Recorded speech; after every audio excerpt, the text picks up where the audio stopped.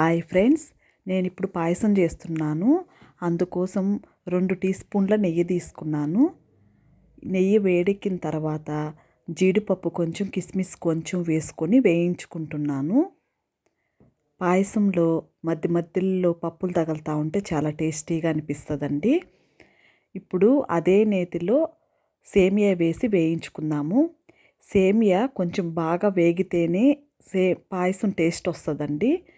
బయట రోస్టెడ్ సేమియా కూడా దొరుకుతుంది, కానీ దాన్ని కూడా మనం ఫ్రై చేస్తేనే బాగుంటుంది. కొంచెం పాయసాన్ని చాలామంది మార్నింగ్ చేసి మధ్యాహ్నానికి గట్టిగా అయిపోతుంటుంది, అంటే ఒక కేసరిలాగా అట్లాగా. అలా కాకుండా ఉండాలంటే ఒక చిన్న చిట్కా అండి. మనకు ఎంత అంటే నీళ్ళగా కావాలా పాయసం, కొంచెం దారుగా కావాలా ఎట్లా అనేది మనం ముందుగానే చూసుకోవాలి. మనం ఇప్పుడు మెజర్మెంట్ నేను ఇప్పుడు ఎట్లా అయితే చేశానో అదే విధంగా రాత్రి అయిన తర్వాత కూడా అట్లనే ఉంటుందండి. ఒక చిక్కటి గ్లాస్ పాలు చిక్కటి పాలల్లో 1 గ్లాస్ నీళ్ళండి కరెక్ట్ కొలత. అట్లా కానీ మనం కొలత వేసుకొని కానీ కాసుకున్నామంటే పాలల్లోనే ఉడకాల సేమియా కానీ సగ్గుబియ్యం కానీ. నేను ఒక చిన్న కప్పు సగ్గుబియ్యం కూడా తీసుకున్నాను. సేమియా సగ్గుబియ్యం 2 పాలల్లోనే ఉడకాలండి.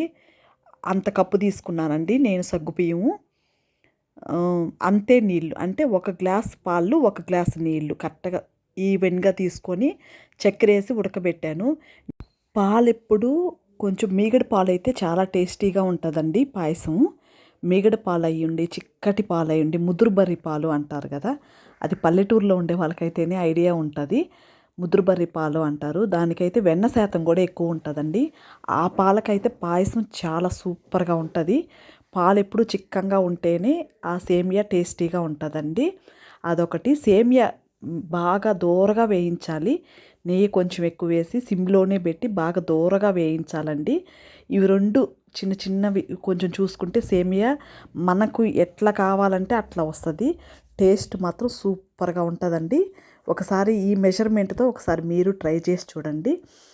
మీకు ఇంకా దారుగా కావాలా, ఇంత గట్టిగా వద్దు అనుకుంటే ఇంకా కొంచెం పాలు పోసుకోవచ్చు. పోసుకునే దాన్ని బట్టి మెజర్మెంట్ అంటే ఒకేసారి కాసేయాలండి. సేమియాతోనే మనకు ఎంత లిక్విడ్గా కావాలనేది సేమియా ఉడికేటప్పుడే మనం చూసుకొని పాలు నీళ్లు కలిపి పోసేసుకోవాలా. దాన్ని బట్టి ఎంత చిక్కంగా అనేది మనకు అర్థమైపోతుంది. అంతేనండి, వేడి వేడి సేమియా పాయసం రెడీ. ఒకసారి ఈ విధంగా కూడా ట్రై చేసి చూడండి. చాలా అంటే చాలా టేస్టీగా ఉంటుంది. ఇదే విధంగా చక్కెర బదులు బెల్లం కూడా వేసుకోవచ్చండి. చాలా సూపర్గా ఉంటుంది. ఒకసారి బెల్లంతో కూడా ట్రై చేసి చూడండి. షుగర్ పేషెంట్లు, మేము చక్కెరతో పాయసం తినకూడదు అనుకునే వాళ్ళు బెల్లంతో కూడా ట్రై చేయవచ్చండి. బెల్లంతో కూడా సూపర్గా ఉంటుంది. నేను ఎక్కువ బెల్లంతోనే చేస్తానండి, చక్కెరతో చాలా తక్కువ. ఈ వీడియో మీకు నచ్చిందంటే లైక్ చేయండి, షేర్ చేయండి, సబ్స్క్రైబ్ చేయండి. Thank you.